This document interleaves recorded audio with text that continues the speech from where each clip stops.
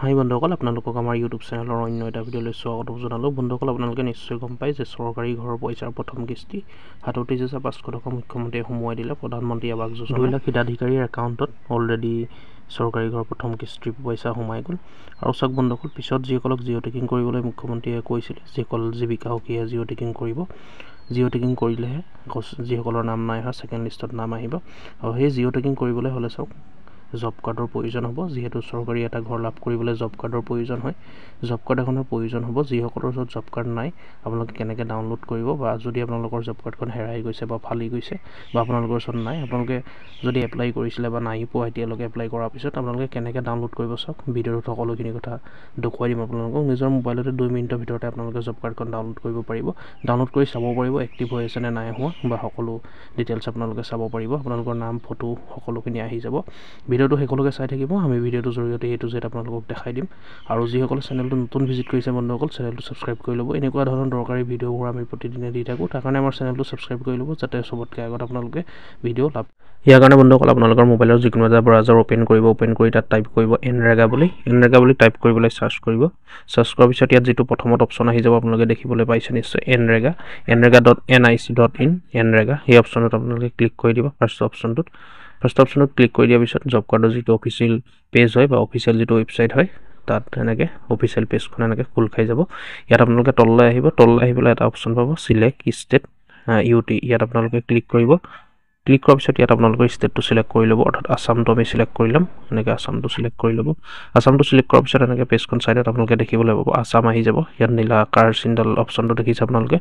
ইয়াত আছাম যিটো অপশ্যন আছে, আছাম অপশ্যনটোত আপোনালোকে ক্লিক কৰি দিব।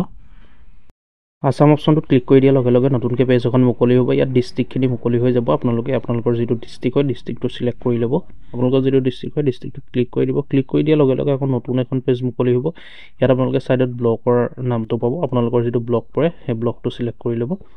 ব্লকৰ নামসমূহ থাকিব ছাইডত, আপোনালোকে নিশ্চয় দেখিছে। আপোনালোকে যিটো ব্লক পৰে, ব্লকটোত ক্লিক কৰি দিব। ব্লক অপশ্যনটোত ক্লিক কৰি দিয়াৰ লগে লগে আপোনালোকৰ যিটো ব্লক হয়, ব্লকটোত ক্লিক কৰি দিয়াৰ লগে লগে ইয়াত ছাইডত আপোনালোকে নিশ্চয় দেখিবলৈ পাইছে আপোনালোকৰ গাঁও পঞ্চায়ত অৰ্থাৎ GP নামসমূহ আহি যাব। আপোনালোকৰ যিটো গাঁও পঞ্চায়ত হয়, সেইটো আপোনালোকে চাই ল'ব। চাই পেলাই গাঁও পঞ্চায়তটোত ক্লিক কৰি দিব। যিটো গাঁও পঞ্চায়তৰ নাম থাকিব আপোনালোকৰ, সেই অপশ্যনত আপোনালোকে ক্লিক কৰি দিব। ইয়াত ছাইডত আহি যাব, আপোনালোকে নিশ্চয় দেখিবলৈ পাইছে। এনেকৈ ছাইডত আহি যাব। আপোনালোকৰ যিটো গাঁও পঞ্চায়ত হয়, গাঁও পঞ্চায়তত ক্লিক কৰি দিব। ক্লিক কৰি দিয়াৰ লগে লগে এনেকৈ পেজ এখন মুকলি হ'ব। ইয়াত ষ্টেট, ডিষ্ট্ৰিক্ট, ব্লক, পঞ্চায়ত, ইয়াত সকলোখিনি ওপৰত আহি যাব। ইয়াত আপোনালোকে প্ৰথমত 6টা অপশ্যন পাব। জব কাৰ্ড ৰেজিষ্ট্ৰেশ্যন যিটো অপশ্যন আছে, ইয়াত আপোনালোকে 4 নম্বৰ যিটো অপশ্যন পাব, job card employment register. 4 number যিটো অপশ্যন আছে, জব কাৰ্ড এমপ্লয়মেণ্ট ৰেজিষ্টাৰ অপশ্যনটোত আপোনালোকে ক্লিক কৰি দিব। বোলে 4 নম্বৰ যিটো অপশ্যন দেখিছে নিশ্চয়, 4 নম্বৰ অপশ্যনত আপোনালোকে ক্লিক কৰি দিব। ক্লিক কৰি দিয়াৰ লগে লগে আপোনালোকৰ পঞ্চায়তৰ আণ্ডাৰত যিমানখিনি জব কাৰ্ড আছে, ইয়াত সকলোখিনি শ্ব' কৰিব। যিসকলে এপ্লাই কৰিছিলে সেইসকলৰ নতুনকৈ আহি যাব ইয়াত নাম। ইয়াত এনেকৈ আপোনালোকে চাব পাৰিব। আপোনালোকৰ নামটো চাই ল'ব এনেকৈ তল ওপৰ কৰি পেলাই। ইয়াত এলফাবেট হিচাপে নাই বন্ধুসকল, আপোনালোকে চাই যাব। নাম তলে ওপৰে ক'ৰবাত থাকিব পাৰে। আপোনালোকে ভালকৈ এটা এটাকৈ চাই যাব, এনেকৈ ওপৰলৈ দি বা তললৈ দি এনেকৈ ধুনীয়াকৈ চেক কৰিব। চেক কৰাৰ পিছত আপোনালোকে ছাইডত যিটো নম্বৰ পাব, জব কাৰ্ড ৰেজিষ্ট্ৰেশ্যন নম্বৰ বুলি ছাইডত আপোনালোকে দেখিছে নীলা আখৰত, সেই নম্বৰতে আপোনালোকে ক্লিক কৰি দিব। যিটো আপোনালোকৰ নামৰ ছাইডত থাকিব, সেইটোতে ক্লিক কৰি দিব। ক্লিক কৰি দিয়াৰ লগে লগে জব কাৰ্ডখন শ্ব' হৈ যাব আৰু আপোনালোকে অতি সহজতে ডাউনলোড কৰিব পাৰিব। আৰু এটা কথা বন্ধুসকল মন কৰিব, এইটো এটা ডিজিটেল কপি হয়। আপোনালোকৰ অৰিজিনেলখন উলিয়াবলৈ হ'লে পঞ্চায়তৰ যিসকল বিষয়ববীয়া আছে বা পঞ্চায়তৰ যিসকল দায়িত্বত আছে, সেইসকলৰ পৰাহে পাৰিব উলিয়াবলৈ অৰিজিনেলখন। এইখনো অৰিজিনেল, এইখন এটা কপি হয়, মানে ডিজিটেল কপি। আপোনালোকক অৰিজিনেল যিখন হয়, সেইখন অফলাইনৰ যিখন অৰিজিনেল হয়, সেইখন আপোনালোকে পঞ্চায়তৰ যিসকল বিষয়ববীয়া আছে সেইসকলৰ পৰা উলিয়াই ল'ব পাৰিব। ইয়াত এনেকৈ ছাইডত আপোনালোকৰ যিটো নম্বৰ আছে, নম্বৰটোত আপোনালোকে ক্লিক কৰি দিব। নামৰ ছাইডত যিটো নম্বৰ পাব, নম্বৰটোত ক্লিক কৰি দিয়াৰ লগে লগে ইয়াত শ্ব' কৰিব। ইয়াত আপোনালোকে ভালকৈ চাই ল'ব। জব কাৰ্ড নম্বৰৰ ওপৰত লিখা আছে দেখিছে। জব কাৰ্ড নম্বৰটোত ক্লিক কৰি দিয়াৰ লগে লগে ইয়াত জব কাৰ্ডখন শ্ব' হৈ যাব। এনেকৈ চাওক, কেতিয়া ৰেজিষ্ট্ৰেশ্যন কৰিছিলে, কোন তাৰিখে, আপোনালোকৰ নাম, ফেমিলিৰ নাম। ইয়াত ফটোটো অহা নাই, খালি নেটৱৰ্ক পোৱা নাই কাৰণে ফটোখনো আহিব। ইয়াত সকলোখিনি ডিটেইলছ আপোনালোকৰ আহি যাব। নেম অফ ফেমিলি, হেডৰ নাম আহিব, ওপৰত জব কাৰ্ড বুলি লিখা থাকিব, আৰু যিটো জব কাৰ্ডৰ নম্বৰ হয়, নম্বৰটোও আহি যাব। এনেকৈ আপোনালোকে অতি সহজতে ডাউনলোড কৰিব পাৰিব।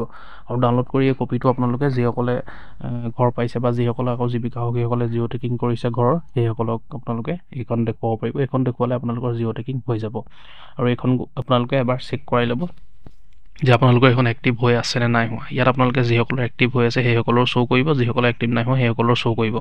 যিসকলৰ এক্টিভ হৈ আছে ছাইডত আপোনালোকে দেখিবলৈ পাব এক্টিভ লিখা থাকিব লিষ্টখনৰ, আৰু যিসকলৰ মানে এক্টিভ হৈ আছে বা কাম কৰিছে সেইসকলৰ সকলো ডাটাখিনি তলত আহি যাব। কিমান দিন কাম কৰিছে, কিমান দিন পইচা পাইছে, কিমান দিনৰ পইচা সোমালে, কিমান সোমালে, ইয়াত সকলোখিনি শ্ব' কৰিব, আপোনালোকে তলত চাব পাৰিব।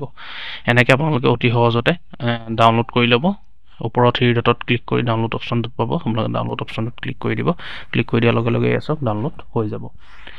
এনেকৈ আপোনালোকে অতি সহজতে ডাউনলোড কৰিব পাৰিব, আৰু আপোনালোকে প্ৰধানমন্ত্ৰী আৱাস যোজনাৰ কাৰণে এপ্লাই কৰিব পাৰিব। যিহেতু বহুতৰে নাই জব কাৰ্ড, নতুনকৈ এইকেইদিনৰ ভিতৰতে জীৱিকা সখীক যিহেতু দায়িত্ব দিছে জিঅ' টেকিং কৰিবলৈ, আপোনালোকে এনেকৈ জব কাৰ্ডখন উলিয়াই জিঅ' টেকিং কৰিব পাৰিব। ইয়াত ছাইডত আপোনালোকে ষ্টেটাছটো চাব পাৰিব, এক্টিভ হৈ আছে নে নাই।